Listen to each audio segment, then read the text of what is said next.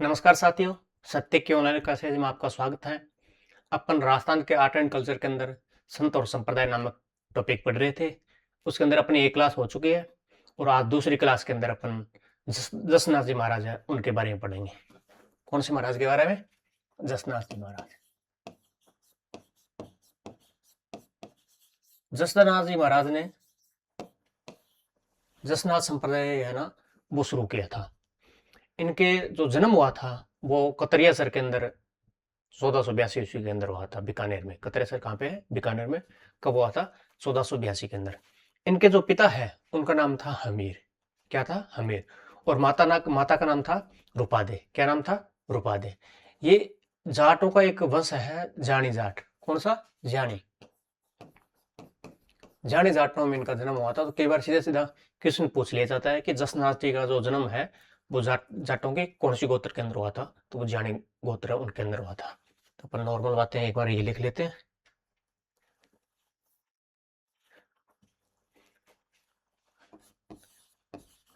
जन्म स्थान कहाँ पे है जसनाथ जी महाराज का?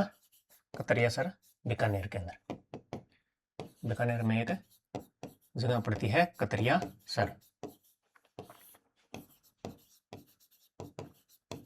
कहाँ पे है? बीकानेर में। कब हुआ था? 1482 ईस्वी के अंदर। ये अभी का एक आरपीसी का ट्रेंड चला है कि कौन से संत है वो कालानुक्रम के अनुसार पूछे जाते हैं। भी इससे पहले कौन से थे, इसके बाद में कौन से थे, इनको उनके कालानुक्रम के अनुसार व्यवस्थित कीजिए।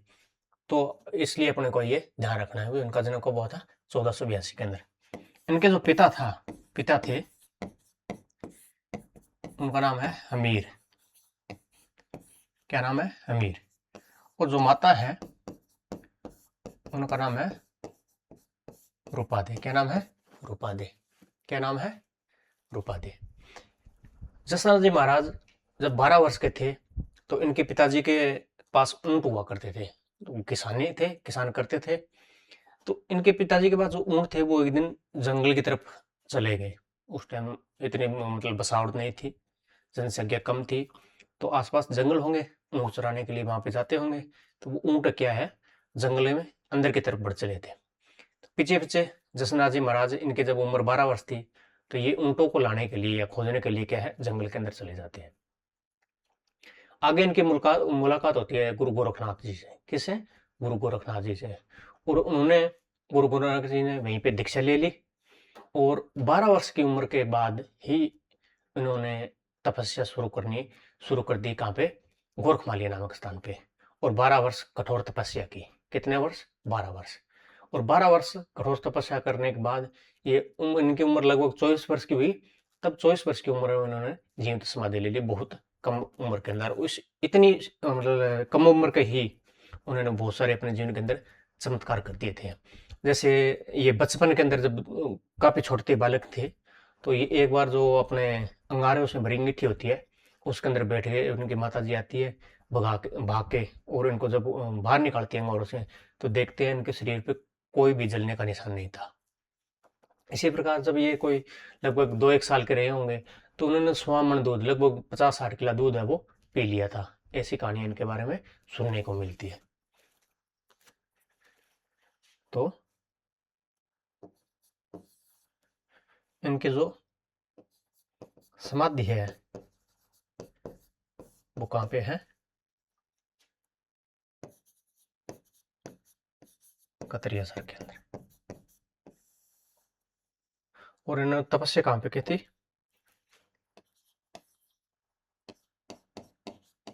गोरख मालिया नामक स्थान है, यहाँ पर 12 वर्ष कठोर तपस्या की थी।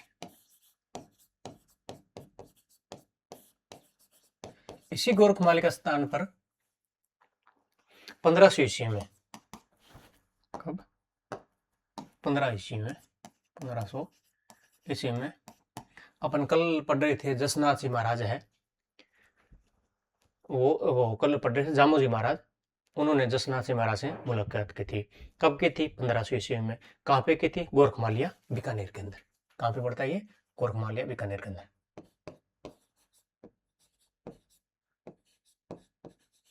जसनाथ जी और जामोजी की मुलाकात होती है। दोनों एक दूसरे से बहुत प्रभावित थे। और ये जो इनके मुलाकात की जानकारी है अपने को, ये कहाँ पे मिलती है? ये इन्हीं का जसनाती संप्रदाय है, इन्हीं का एक ग्रंथ है यशो पुराण। क्या नाम है? यशो पुराण। इसके अंदर अपने को इसकी जानकारी मिलती है, मुलाकात की जानकारी। तो ये शायद क्वेश्चन पूछा जा चुका है कि कौन से स्थान पे हुई थी, कब हुई थी। अब अगर नया क्वेश्चन बनता है और अगर टफ होना ना हो पेपर, तो ये क्वेश्चन पूछा जा सकता है इस मुलाकात की जानकारी वो अपने को कौन से ग्रंथ से मिलती है। तो वो जो जसनाथी संप्रदाय का यशोनाथ पुराण है उनसे अपने को मिलती है। ये जब जसनाथ जी महाराज थे उस टाइम दिल्ली का जो शासक था या सुल्तान था, उसका क्या नाम था? सिकंदर लोदी। क्या नाम था? सिकंदर लोदी। सिकंदर लोदी है वो जसनाथ जी महाराज के चमत्कारों से बड़ा प्रभावित था। सब इनके चमत्कारों से प्रभावित होने के कारण इनको बीकानेर के पास में एक मालासर गांव है, वो जमीन दान में दी थी।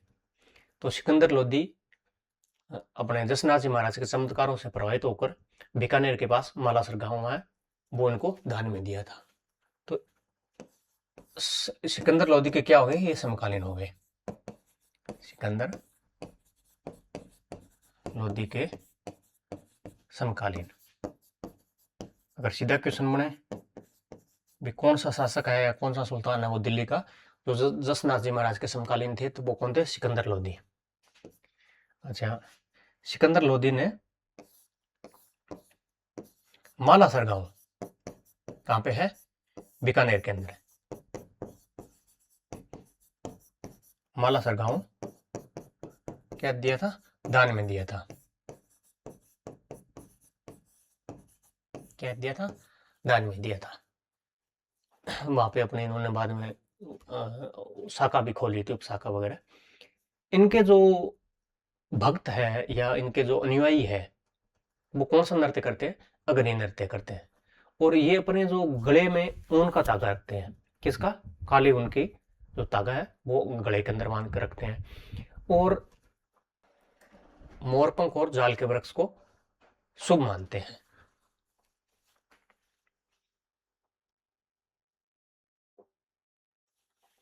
इनके जो अनुयायी है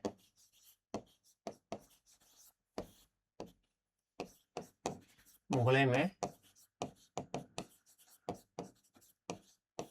काले ऊन का धागा पहनते हैं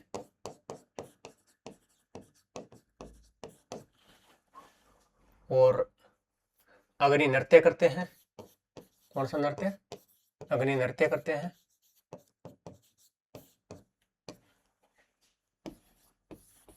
मोरपंख व जाल वृक्ष को क्या मानते हैं? पवित्र मानते हैं।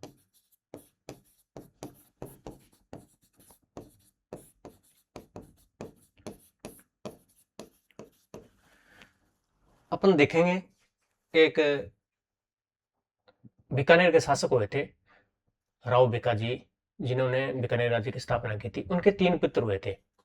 तो जो ज्येष्ठ पुत्र थे या सबसे बड़े पुत्र थे, उनके थोड़े टाइम के अंदर मृत्यु हो जाती है, राज करते हैं 12 महीने के अंदर। उसके बाद उनके 2 पुत्र बनते हैं। जो मध्यम के थे वो थे गढ़सी और सबसे छोटे थे वो थे राव लूणकर्ण। कहते हैं कि एक बार राव लूणकर्ण और गढ़सी जी है वो जसनाथ जी महाराज के पास आते हैं आशीर्वाद लेने के अंदर। तो लूणकर्ण थे वो बड़े विनम्र स्वभाव के थे। तो उन्होंने आए, जसनाथ जी के सामने दंडवत प्रणाम किया और हाथ जोड़ के बैठ गए। वहीं गढ़सी है, उन्होंने ना ही नमस्कार किया ना ही अभिवादन किया, और वो मतलब ऐसे घमंड के अंदर थे। तो कहते हैं जसनाथ जी महाराज ने लूणकर्ण को आशीर्वाद दिया कि आने वाले इस टाइम में आप बीकानेर के ही क्या होंगे? शासक होंगे। तो इसी कारण बीकानेर के जो शासक हुए लूणकर्ण के टाइम के बाद के, इन्होंने जाल वृक्ष को क्या है? पवित्र मानना शुरू कर दिया। और जो बीकानेर के सिक्के जैसे विजय शाही सिक्का है, तो उनके ऊपर किसकी फोटो बनी होती है? जाल के वृक्ष की। यानी राव लूणकर्ण है, उनके आशीर्वाद देने के कारण जो बीकानेर रियासत है उन्होंने जाल के वृक्ष को पवित्र मानना शुरू कर दिया। और अपने जो छिक्के डाले जाते थे विजय साइन छिक्के, उनके अंदर जाल के वृक्ष का फोटो भी छपने लगा था। तो पूछ सकते हैं कौन सी रियासत है उनके जो छिक्कों पर अपने जाल का वृक्ष वो अंकित है, तो वो है बीकानेर रियासत। राव लूण कर्ण को राजा बनने का आशीर्वाद दिया। इनके जो मेले हैं अपने जसनाथ जी महाराज के, वो साल में 3 बार लगते हैं। कितनी बार? साल में 3 बार। जैसे अपन कल पढ़ रहे थे जामो जी महाराज के जो मेले हैं वो साल में 2 बार लगते हैं। इनके मेले हैं साल में 3 बार लगते हैं। जैसे एक तो हो गया चैत्र कृष्ण चैत्र शुक्ल सप्तमी को, और एक हो गया आश्विन शुक्ल सप्तमी को, एक हो गया माघ शुक्ल सप्तमी को। मेले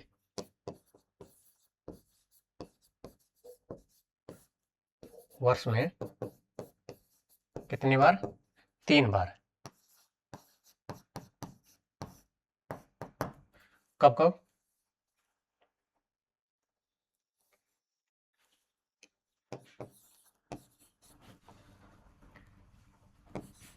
चैत्र शुक्ल सप्तमी, फिर आश्विन शुक्ल सप्तमी, और तीसरा माघ शुक्ल सप्तमी। वर्ष में 3 बार मेला बढ़ता है। कितनी बार? 3 बार। इनके जो ग्रंथ है, प्रमुख ग्रंथ, वो कौन से हैं? प्रमुख ग्रंथ एक तो हो गया जैसे कोंडा हो गया, एक हो गया सिमुद्रा, क्या हो गया? सिमुद्रा, और एक जलम जोमरो, क्या है? जलम जोमरो, और एक सिद्ध जीरो श्लोको। श्लोका क्या होता है? राजस्थानी भाषा साहित्य के अंदर श्लोका वो होता है जो कम पढ़े लिखे लोगों द्वारा लिखा जाता है, और जो आमजन की जो भावना है, मतलब उनको समझने में आसानी होती है, ऐसी सरल भाषा होती है इनकी। प्रमुख ग्रंथ कोंडा, दूसरा कौन सा है? सिम्बुदड़ा, सिम्बुदड़ा, तीसरो जलम झुमरो, झुमरो नहीं झुमरा,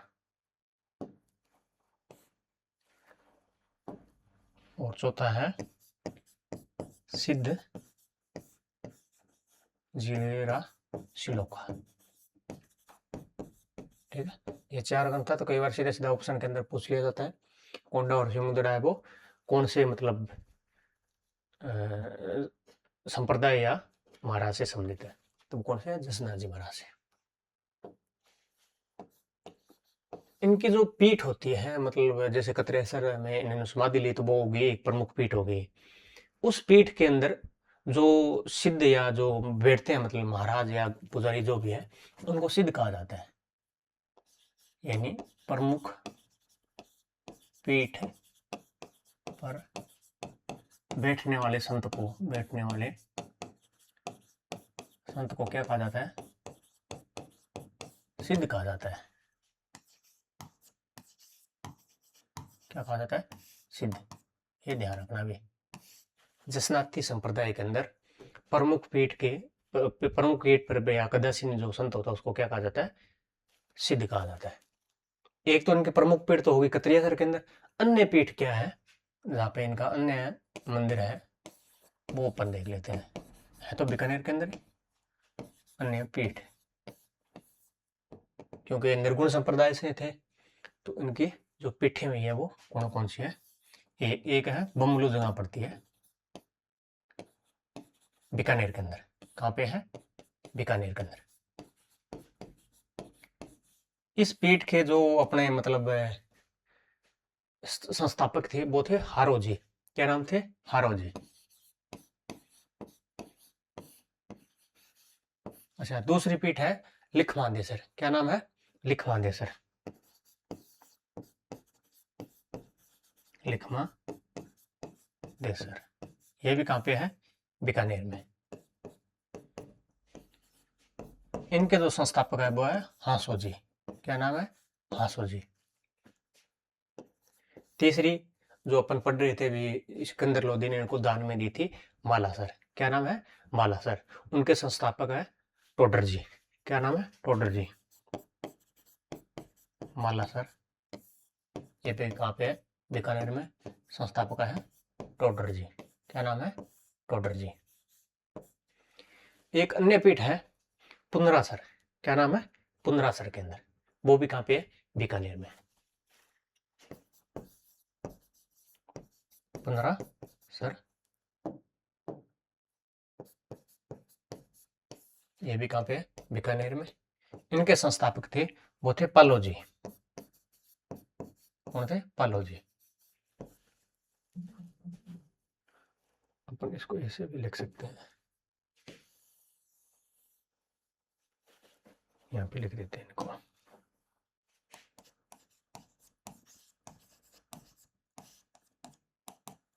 यहाँ पे लिख देते हैं संस्थापक।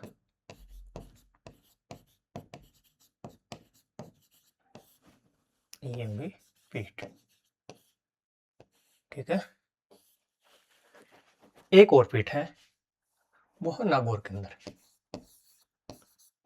पांचला सिद्धा। ये कहाँ पे है? नागौर के अंदर जगह पड़ती है। इनके जो संस्थापक थे वो थे बोयत जी। क्या नाम था? बोयत जी। ये प्रमुख पीठ है बबलू या बामलू या बमलू, बीकानेर के अंदर। उनके संस्थापक थे हारो जी और हारो जी। उसके बाद में लिखवांदेसर। लिखवांदेसर के जो संस्थापक थे वो थे हांसो जी। उसके बाद में है पुनरासर। पुनरासर के थे अपने ये हालो जी। नहीं, पुनरासर के थे पालो जी। और उसके बाद में है पांचला सिद्धा नागौर बोहित जी। ठीक है, ये ध्यान रखना। इसके बाद में आते हैं इनके प्रमुख शिष्य।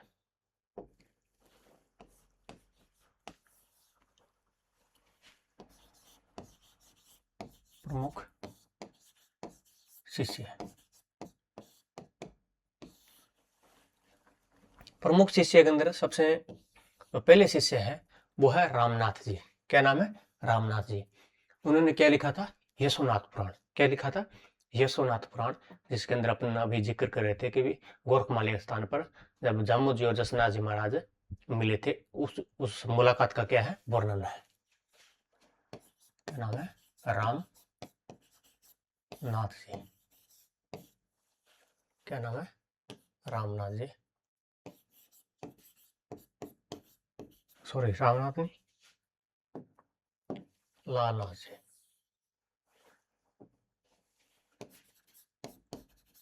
लालनाथ जी। यशो नाथ पुराण। क्या नाम है? यशोनाथ पुराण।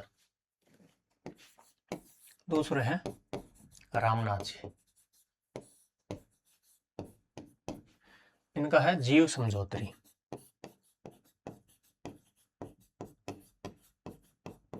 लेखन का नाम क्या है? जीव समझौतरी। एक हुए थे रुस्तम जी। आगे चलकर उस रुस्तम जी के टाइम पे जो दिल्ली का शासक था वो था औरंगजेब। कौन था? औरंगजेब। तो रुस्तम जी कहते हैं कि दिल्ली दरबार में जाते हैं और अपने चमत्कार से औरंगजेब को क्या करते हैं? प्रभावित कर देते हैं। तो औरंगजेब ने उन्हें नगाड़ा और निशान देकर सम्मानित किया था। ये वो अपने आप में बहुत बड़ी बात होती थी। किसी मुस्लिम शासक द्वारा हिंदू धर्म के जो संत है उनको नगाड़ा और निशान देकर सम्मानित किया जाता हो। तो कुलांतर में इनके मंदिरों में भी निशान है वो धसा टाइप में वो लगने लगी थी।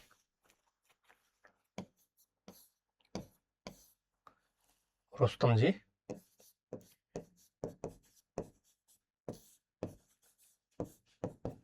किसने? औरंगजेब ने। औरंग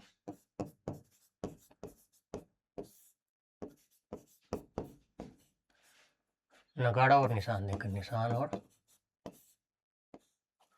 नगाड़ा देकर सम्मानित किया था।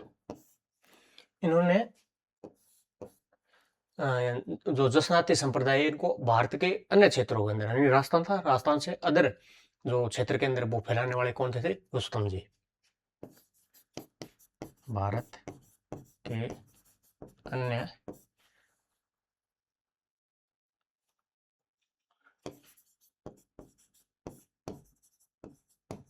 क्षेत्रों में प्रचार किया।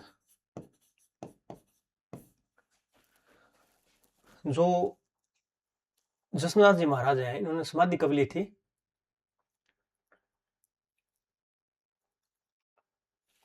गोरखमाली यहाँ पे कतरियासर में इनका प्रमुख स्थान समाधि यहीं पे ली थी इन्होंने 1506 ईस्वी में। कब ली थी? 1506 ईस्वी को। और 1504 ईस्वी में, कब? 1504 ईस्वी के अंदर ये जसनाथी संप्रदाय की क्या करते हैं? स्थापना करते हैं। जसनाथी संप्रदाय की स्थापना करते हैं। तो पूछ ले, जसनाथी संप्रदाय की स्थापना कब हुई थी? तो 1504 के अंदर हुई थी। अगले पढ़ते हैं अपन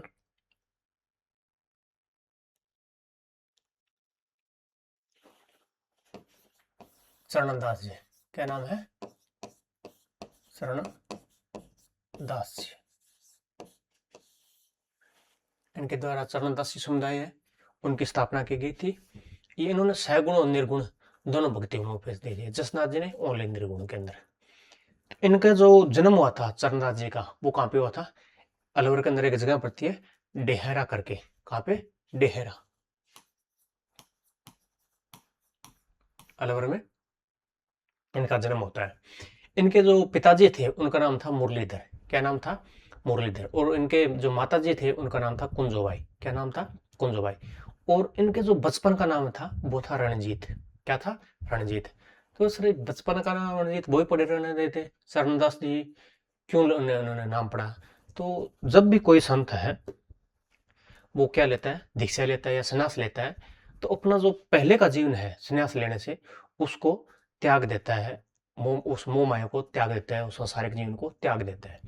उसके बाद में फिर उनका एक नया जन्म होता है, ऐसा माना जाता है। तो उस नए जन्म के अनुसार भी उनको नया नाम दिया जाता है। जैसे अपने यूपी के जो सीएम है योगी आदित्यनाथ, उनका नाम था पहले अजय सिंह। तो जैसे उनके पिताजी की मृत्यु हुई थी, तो वो अपने पिताजी की मृत्यु पे जो अंतिम संस्कार है उस पे नहीं गए थे। तो किसी ने उनसे पूछा कि आपके पिताजी का निधन हुआ और आप क्यों नहीं गए? तो उन्होंने बताया कि वो मेरा पिछला जन्म था, अब मेरा नया जन्म हो चुका है, इसके अंदर मैं योगी आदित्यनाथ हूँ, उसके अंदर मैं कोई और था। तो ऐसे ही ये अपना जो पीछे की पहचान है उनको मिटाने के लिए नया जन्म होता है, तो नया नाम दिया जाता है। जन्म स्थान कहाँ पे है? डेहरा। और ये कहाँ पे है? अलवर के अंदर।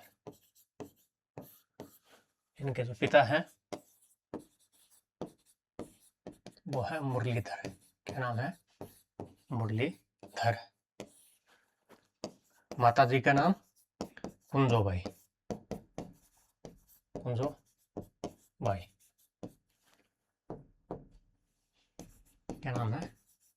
कुंजोबाई। बचपन का नाम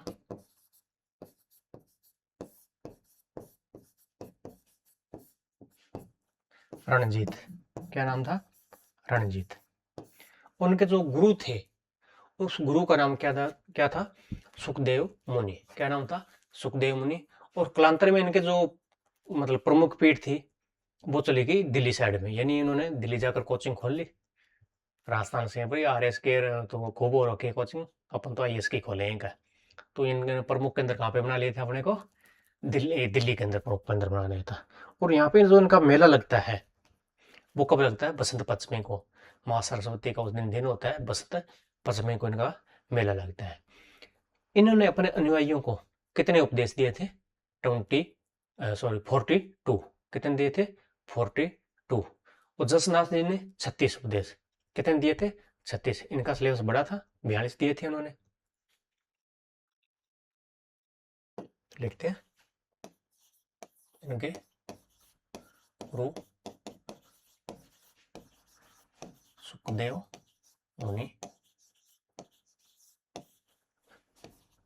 प्रमुख पीठ है वो कहाँ पे है? दिल्ली के अंदर। ये ध्यान रखना भी, अलवर में जन्मे और इन्होंने अपनी प्रमुख पीठ कहाँ में बना ली? दिल्ली के अंदर। और इनका जो मेला है वो पड़ता है बसंत पंचमी को। बसंत पंचमी कब पड़ता है? बसंत पंचमी को। और इन्होंने अपने अनुयायी थे उनको कितने उपदेश दिए थे? 42 उपदेश। अनु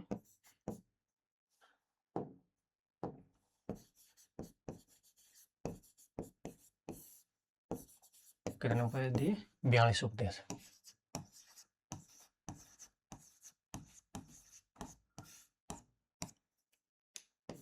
दिए। याद रखना।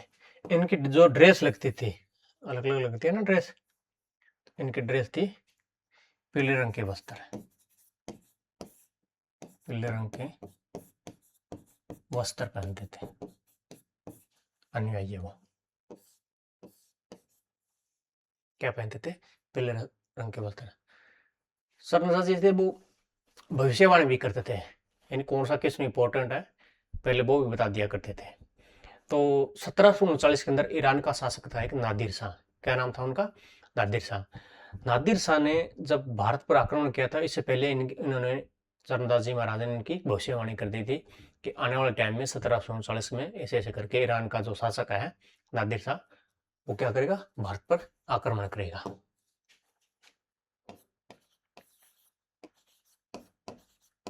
नादिर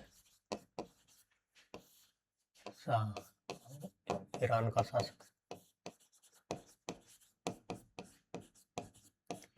नादिर शाह के आक्रमण की क्या कर दी थी? भविष्यवाणी।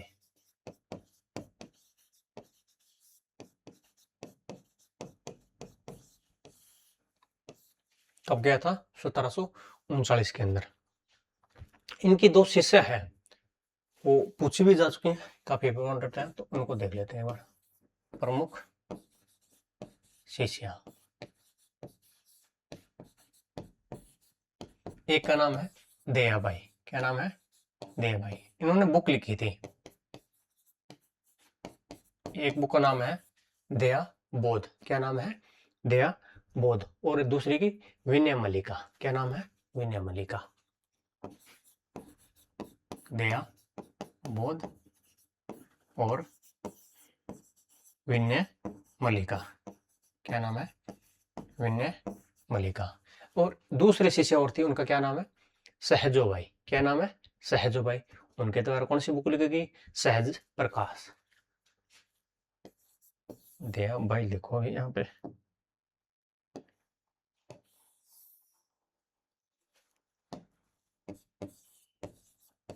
दया भाई सहजो भाई, इनकी बुक कौन सी है? सहज प्रकाश। ये तो सूर्य सेन के नाम से होगी, सहज प्रकाश।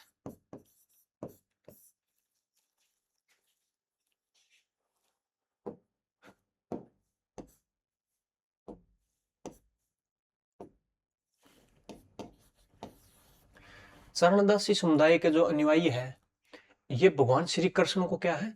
सखी मानकर पूजा करते हैं।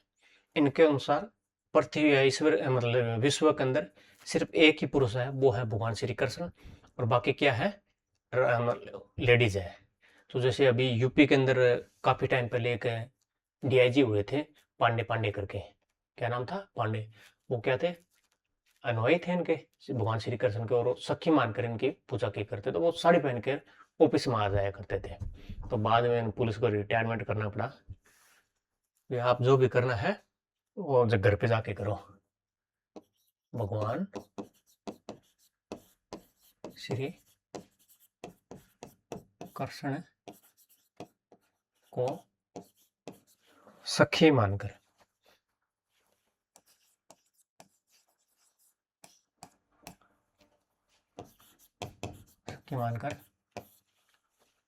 पूजा करते हैं। कौन सा संप्रदाय भगवान श्री कृष्ण को सखे मानकर पूजता है? तो वो है चरणदासी समुदाय। इन्होंने सैगुण भक्ति और निर्गुण भक्ति दोनों को ये दोनों में उपदेश दिए थे या दोनों को मानने को कहा था। सैगुण भक्ति तथा निर्गुण भक्ति दोनों में उपदेश दिया था। इस सैगुण भक्ति की जो जानकारी मिलती है भी, उन्होंने सैगुण भक्ति भी के बारे में बात की थी या विवरण दिया। वो कौन सा ग्रंथ है इन्हीं का? इनका एक ग्रंथ है शब्द। इस ग्रंथ से सगुण भक्ति के बारे में क्या मिलती है? जानकारी मिलती है। शब्द ग्रंथ से जानकारी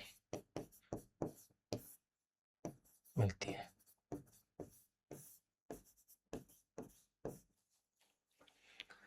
ये मेवात क्षेत्र के थे, अलवर भूतपूर्व इधर मेव थे, तो मेव क्षेत्र के कारण इसको मेवात कहा जाता था।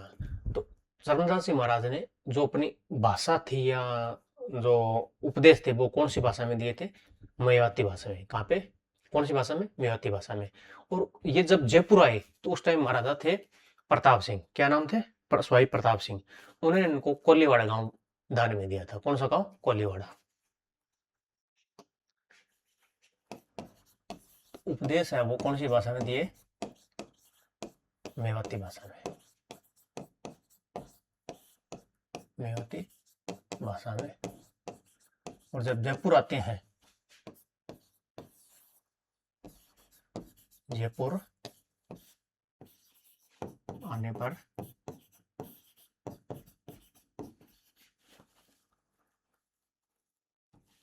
स्वाई प्रताप सिंह ने क्या दिया था? कोलीवाड़ा गांव आने पर स्वाई प्रताप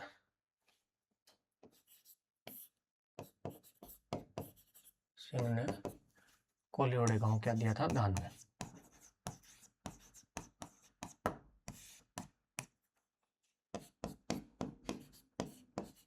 दान में दे दिया। ये थे अपने चरणदासी। अगले पढ़ते हैं अपन हरिदासी या हरिदास जी। क्या नाम है अगले संत का? ना हरिदास। 3 नंबर है हरिदास।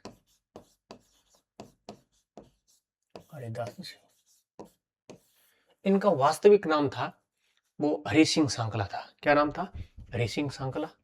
ये प्रारंभ में क्या करते थे? लूटपाट किया करते थे। तो लूटपाट किया करते थे तो एक दिन जंगल के अंदर कोई साधु मिल गए, उनके साथ उन्होंने लूटपाट का प्रयास किया। तो उन्होंने उपदेश दिया और उन्होंने क्या हो गया? इनको ज्ञान की प्राप्ति हो गई। ज्ञान की प्राप्ति होने के बाद इन्होंने लूटपाट का तो वो धंधा तो वो तो छोड़ दिया और क्या हो गए? सन्यासी हो गए। फिर अपना नाम बदल कर क्या लिख दिया? हरिदास। क्या लिख दिया? रख लिया हरिदास। वास्तविक नाम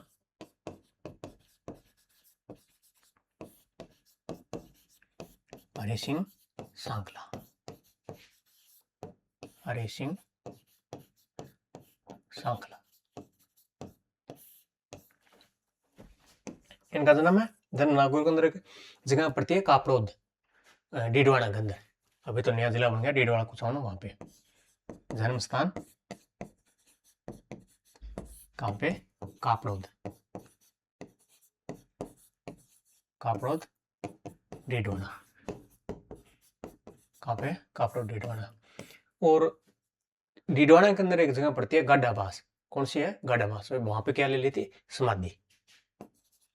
तो इनका प्रमुख केंद्र कहाँ पे है? जो समाधि ली थी वो थी गाडाबास। ये भी कहाँ पे है? डीडवाड़ा।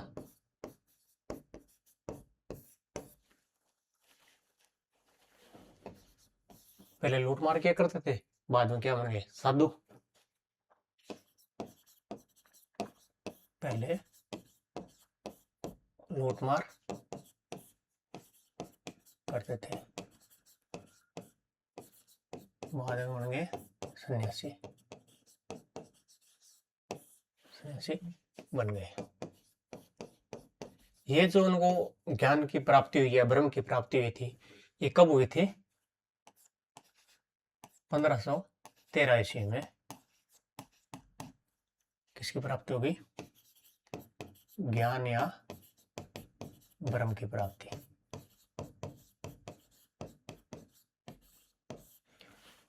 ये सगुण भक्ति भी और निर्गुण भक्ति दोनों के लिए जो आपकी मर्जी है वो मानो।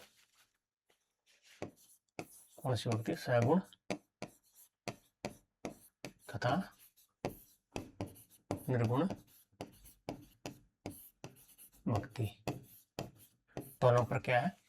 बल दिया था। जो आपको माननी है वो मान लो आप। तो इन्होंने कुछ बुक लिखी थी, ग्रंथ या पुस्तक।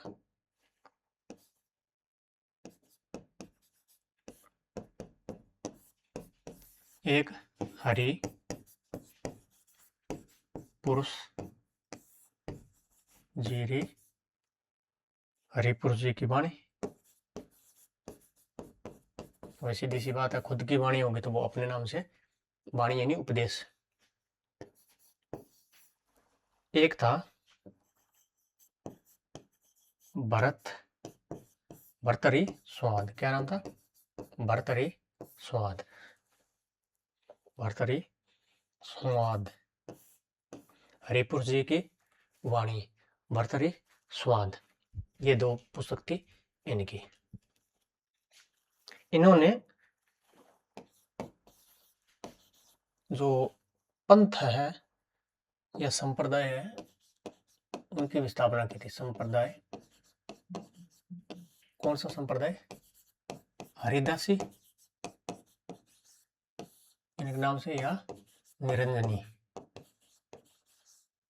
संप्रदाय। हरिदासी या निरंजनी संप्रदाय की स्थापना किसने की थी? हरिदास जी ने। ये जो निरंजनी संप्रदाय वाले हैं ये ईश्वर को क्या कहते हैं? हरि निरंजन या अलख निरंजन। इन्हें परमात्मा को क्या कहते हैं? हरि निरंजन या अलख निरंजन। जैसे मुसलमान अल्लाह कहते हैं, इसी प्रकार ये क्या कहते हैं? अलख निरंजन या हरि निरंजन। परमात्मा को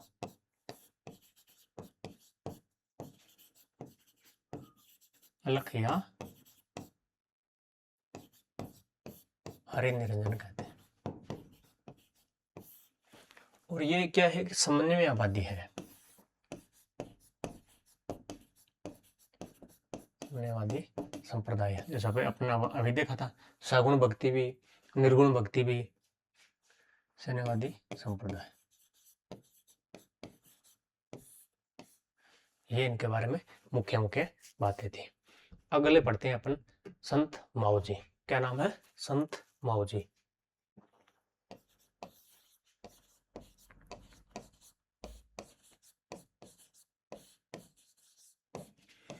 संत माओ जी है, इनका जो जन्म हुआ था वो कहाँ पे हुआ था?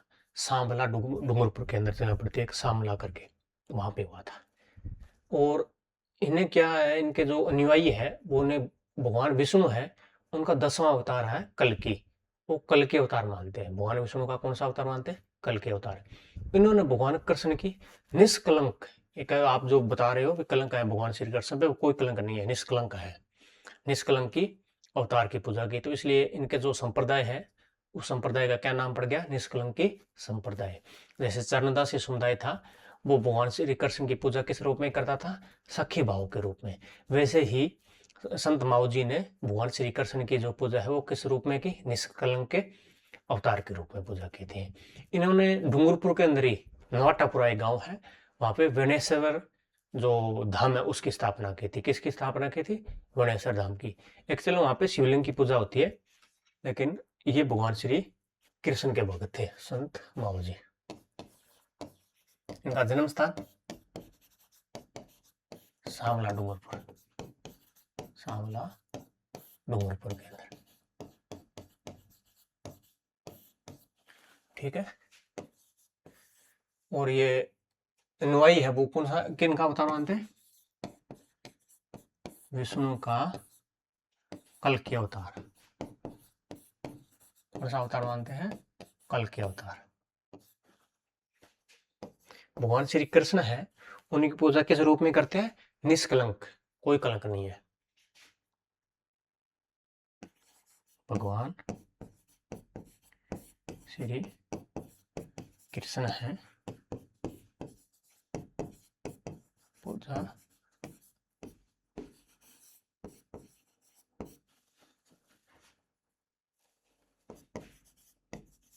निष्कलंक अवतार के रूप में।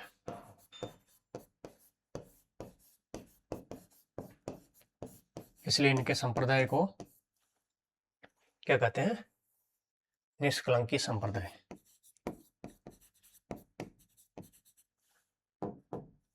निष्कलंकी संप्रदाय।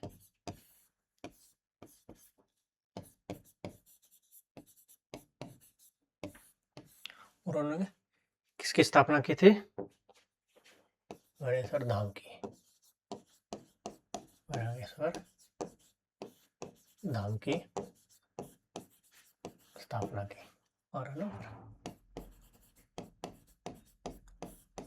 कब की थी ये एक बार पूछा जा चुका है, 1727 ईस्वी में। कब की थी? 1727 में। इनका जन्म कब हुआ था वो भी थोड़ा क्या लिख लेना, यहाँ पे लिख देता हूँ मैं। 1714 ईस्वी में। कब हुआ था? 1714 ईस्वी में। वनेश्वर धाम की। इनका जो ग्रंथ है, प्रमुख ग्रंथ, उसका नाम है चोपड़ा। क्या नाम है? चोपड़ा। चोपड़ा जो ग्रंथ लिखा गया है उसकी शैली कैसी है?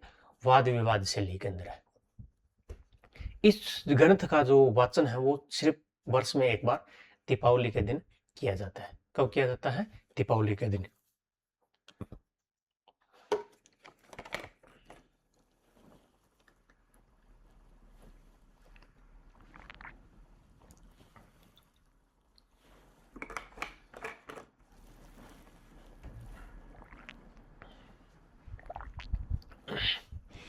कब किया जाता है? दीपावली के दिन। कहते हैं इसके अंदर जब दीपावली के दिन में इसका वाचन किया जाता है तो अगले 12 महीने की यानी एक साल की सामाजिक, आर्थिक और राजनीतिक जितनी भी भविष्यवाणी है वो की जाती है। तो इसके अंदर तृतीय या तीसरे जो विश्व युद्ध था उसकी भविष्यवाणी भी की गई है। उसके अंदर यह भी कहा गया था कि गुजरात के अंदर एक ऐसा आदमी होगा जो पूरे भारत के अंदर फेमस होगा। वो कौन थे? गांधी जी थे। कौन थे? गांधी जी थे। इनके बारे में बताया गया है। और कहते हैं कि डूंगर डूंगर वो मतलब पहाड़ पहाड़ पर क्या होगा? दीपक जलेंगे यानी चांदना होगा। तो वो ये बोल रहे हैं उस टाइम लाइट है या बल्ब, उसके बारे में भी बात करते हैं। हवा के माध्यम से का बात होगी यानी मोबाइल फोन है उनके बारे में भी बात करते हैं। ग्रंथ क्या है? चोपड़ा। इनकी शैली है वो कौन सी है? वाद विवाद शैली।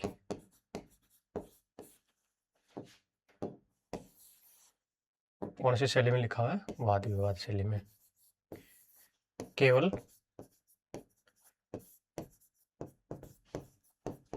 दीपावली पर वाचन।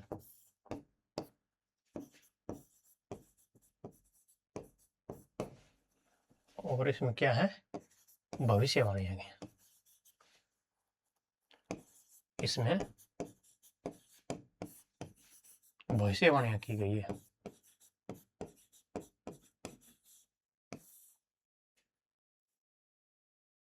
लिखी गई है, की गई है। ये जो चोपड़ा है इसके 5 भाग है। कितने भाग है? 5।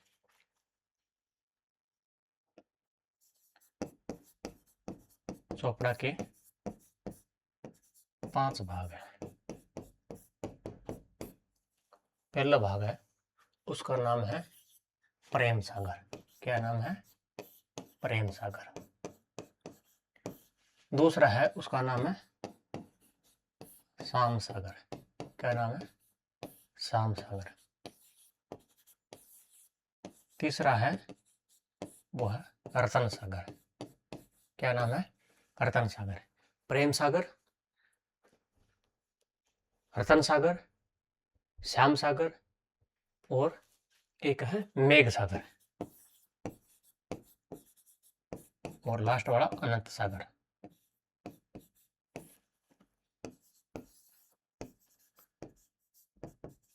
अनंत सागर। ये है। माओ जी महाराज ने जो अपने उपदेश थे वो कौन सी भाषा में दिए? वागड़ी भाषा में। और इन्होंने वागड़ी भाषा के अंदर कृष्ण लीला उनकी रचना भी की थी। कृष्ण लीला की वागड़ी भाषा के अंदर रचना करते हैं। कृष्ण लीला की वागड़ी भाषा में रचना। इस क्षेत्र को वागड़ कहते हैं। तो वागड़ करने के कारण यहाँ की जो बोली है वो कौन सी होगी? वागड़ी। इनके जो अपने शाहवाला, डूंगरपुर और वेणेश्वर धाम है, उनके अलावा अन्य केंद्र कौन कौन से है वो देख लेते हैं। अन्य केंद्र एक तो है उदयपुर केंद्र,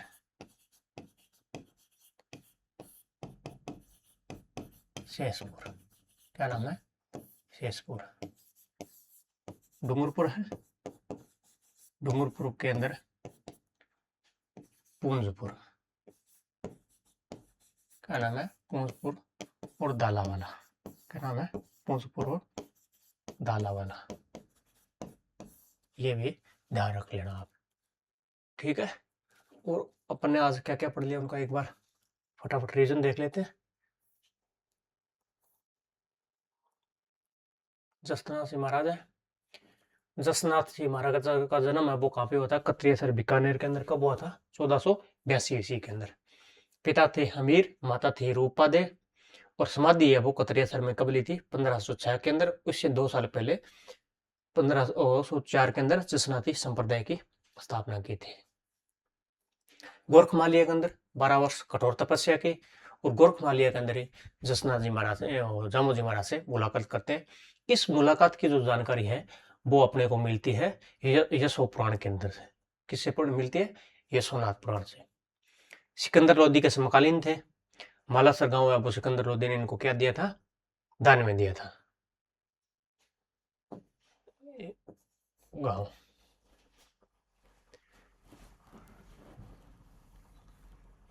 इनके अनुयायी है वो गले में क्या है? काले ऊन का धागा पहनते हैं और अग्नि नृत्य करते हैं। इन्होंने अपने शिष्यों को 42 उपदेश दिए, नहीं लिखे गया? 36 उपदेश, सॉरी 36 उपदेश दिए थे अनुयायियों को।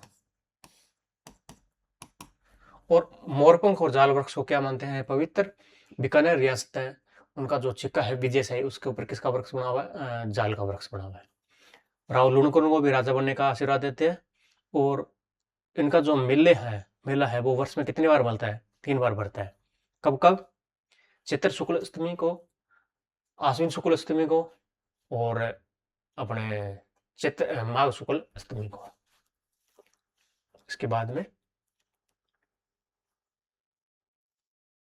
इनका जो प्रमुख ग्रंथ है वो है कोंडा, सिंबुदरा, जलम झुमरा और सिद्धिजीरा श्लोका।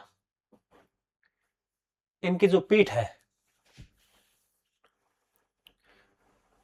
प्रमुख पीठ पर जो बैठने वाला है उसको क्या कहते हैं? सिद्ध कहते हैं। और इनके जो अन्य पीठ है प्रमुख पीठ के अलावा, उसका नाम है बामुलु या बमुलु। कहाँ पे है? बीकानेर में। इसके संस्थापक थे हारोजी। कौन थे? हारोजी। और एक है लिकमादेसर, उनके संस्थापक है हासोजी। और एक है मालासर, उनके संस्थापक है टोडर जी। और एक है पुनरासर, उनके संस्थापक है पालो जी। और एक है पांचला सीधा नागौर के अंदर, इनके संस्थापक है बोहित जी। इनके जो प्रमुख शिष्य है वो है लालनाथ जी, इन्होंने यशोनाथ पुराण लिखा था। अन्य है रामनाथ जी, जिनका ग्रंथ है वो है जीव समझौतरी। और रुस्तम जी थे, उनको मुगल शासक औरंगजेब ने नगाड़ा और निशान देकर सम्मानित किया था। और ये जो जसनाथी संप्रदाय है इनकी शिक्षा को भारत के अन्य क्षेत्रों में फैलाया था। वो कौन थे? रुस्तम जी। एक और है अन्य संतदास जी। उसके बाद में है चरणदास जी। इनका जन्म स्थान है वो डेहरा अलवर के अंदर होता है। पिता का नाम है मुरलीधर, और इनकी जो माता है उनका नाम है कुंजोबाई। इनके बचपन का नाम क्या है? रणजीत। और उनका जो गुरु है उसका नाम है सुखदेव मुनि। क्या नाम है? सुखदेव मुनि। उनका जो प्रमुख केंद्र है वो है दिल्ली के अंदर। कहाँ पे है? दिल्ली के अंदर। वहीं पे मेला बढ़ता है कब? बसंत पंचमी को। कब? बसंत पंचमी को। इन्होंने कितने उपदेश दिए थे? 42। जसनाथ जी ने 36। इन्होंने कितने दिए? 42। और पीले रंग के जो अनुयायी है वो पीले रंग के वस्त्र पहनते हैं। किसके? पीले रंग के वस्त्र पहनते हैं। उन्होंने नादिर शाह के आक्रमण की क्या की थी? भविष्यवाणी, जो ईरान का शासक था। इनके जो शिष्य थी वो थी दो। एक तो थी दयाबाई, उनकी बुक है दया बोध। और विनय मल्लिका। एक थी सहजोबाई, उनकी बुक है सहज प्रकाश। इन्होंने सगुण भक्ति और निर्गुण भक्ति दोनों पर बल दिया था। जो सगुण भक्ति है उसका अपने को विवरण मिलता है, इनका एक ग्रंथ है शब्द, उसके अंदर। और इन्होंने भगवान श्री कृष्ण की पूजा है वो सखी भाव के रूप में की थी। किसमें की थी? सखी भाव के रूप में। और जब ये अपने जयपुर आए थे तो स्वामी प्रताप सिंह ने इनको क्या है, कोलीवाड़ा गांव दान दिया था। और अपने उपदेश है वो मेवाती भाषा में देते थे।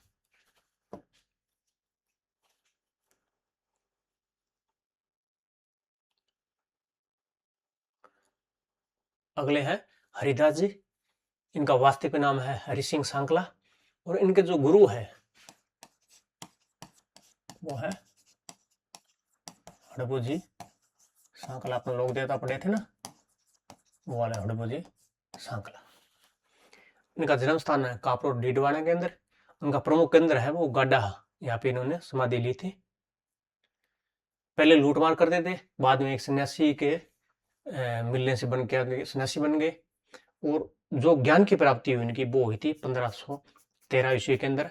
इनको ब्रह्म या ज्ञान की प्राप्ति हो जाती है। सगुण और निर्गुण भक्ति दोनों को दी थी।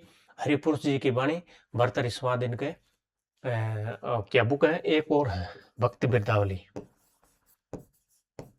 भक्त बिरदावली, ये भी याद रख लेना। संप्रदाय, इन्होंने हरिदासी अपने निरंजनी संप्रदाय की स्थापना की थी। ये परमात्मा को किस रूप से पुकारते हैं? ये परमात्मा को अलख या हरि निरंजन नाम से पुकारते हैं।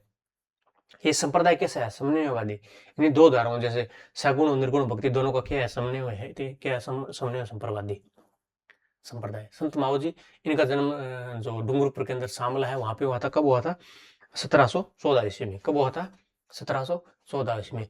और इनके जो अनुयायी है उनको क्या मानते हैं? भगवान विष्णु का 10वां अवतार यानी कल के अवतार। इन्होंने भगवान श्री कृष्ण है उनकी पूजा किस रूप में की थी? निष्कलंक। इसलिए इनके जो अपने संप्रदाय है उसका क्या नाम पड़ गया? निष्कलंकी संप्रदाय। इनका जो ग्रंथ है, प्रमुख ग्रंथ चोपड़ा, क्या नाम है? चोपड़ा। और इन्होंने एक विनय धाम की स्थापना की थी 1727 में। ये चोपड़ा है वो कौन सी शैली में? वाद विवाद शैली में। और कब? केवल साल में एक बार। कब खोला जाता है? दीपावली के दिन। इसके अंदर क्या लिखी हुई है? भविष्यवाणी लिखी हुई है। और तीसरे जो विश्व है उसकी भी भविष्यवाणी इसके अंदर लिखी हुई है। ये इसमें 5 भाग है। कितने भाग है? 5। नंबर 1 प्रेम, नंबर 2 शाम, नंबर 3 मेघ सागर, नंबर 4 अनंत, नंबर 5 रतन सागर।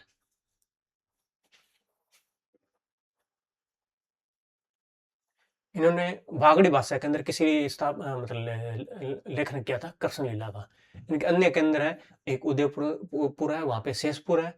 और एक डूंगरपुर है, वहां पे है पुंजपुर और दालावाला। ठीक है, आज के लिए इतने। मिलते हैं नेक्स्ट क्लास के अंदर।